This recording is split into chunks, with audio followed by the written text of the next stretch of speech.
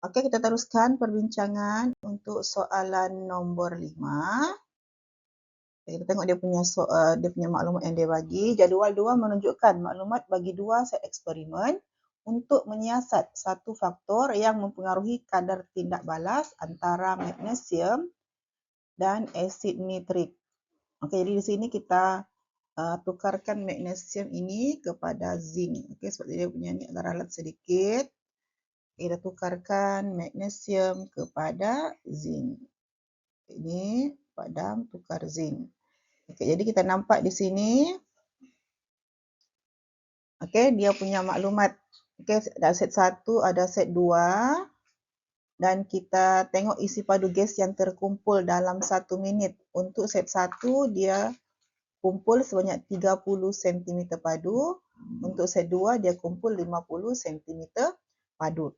Jadi, kita tahu di sini daripada maklumat ini, set 2 menghasilkan lebih banyak gas berbanding set 1 dalam masa yang sama, dalam masa 1 minit. Okey, kita pergi kepada soalannya. Berdasarkan jadual 2, tulis persamaan kimia bagi tindak balas itu. Jadi kita ada asid nitrik. Okey, asid nitrik formulanya HNO3. Bertindak balas dengan serbuk zinc. Jadi serbuk zinc maksudnya logam, dia dalam keadaan atom. Okey, tambahlah Zn. Okey, menghasilkan. Jadi HN antara H dengan nitrat, zinc akan halau CH. Okey, dia akan sesarkan CH. Jadilah zinc nitrat. Okey, CH tersesar menghasilkan H2.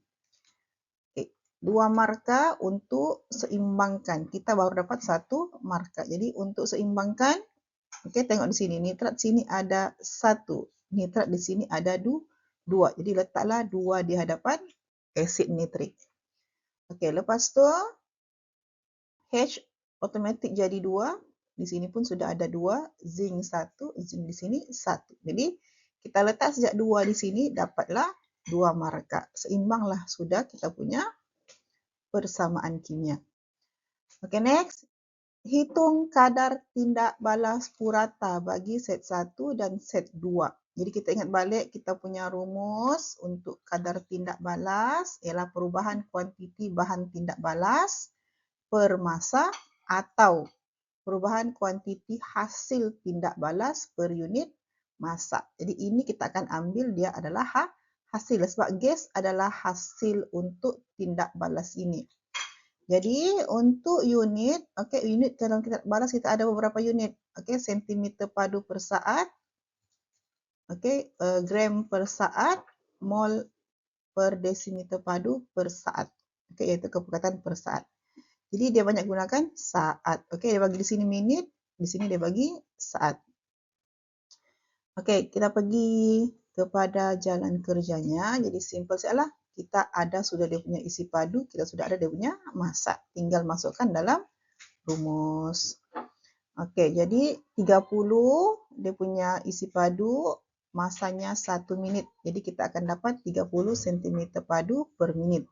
Jadi lebih bagus kita tukarkan kepada per saat. Okey, 30 bahagi 60 dapatlah 0.5 cm padu per saat. Okey, set 2 pun samalah. Okey, isi padunya 50, masanya 1 minit. Jadi 50 cm padu per minit. Tapi lebih baik kita gunakan per saat. Jadi dapatlah 0.833 cm padu per saat. Okey, soalan seterusnya. B1, bandingkan kadar tindak balas antara set 1 dan set 3. Okey, jadi kita tengok balik maklumat kita yang sudah kita kira tadi. Okey, set 1 30 cm padu per minit. Set 2 50 cm padu per minit. Jadi kita nampak di sini set 2 lebih tinggi. Hanya ditulis saja kadar tindak balas set 2 lebih tinggi daripada set 1. Dapatlah 1 markah. Okey, daripada B1 dia pergi B2, disuruh jelaskan. Okey, berdasarkan teori perlanggaran. Jadi kita tengok dulu apa perbandingan set 1 dengan set 2 tadi. Okey, kita nampak di sini. Okey, set 1 asid nitrik dengan zinc.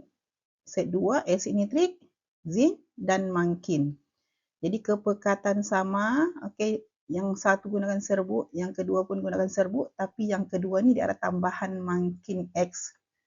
Jadi mangkin X di sini dia punya kata kunci, okey, yang menyebabkan set 2 ni kadar tindak balasnya lebih tinggi.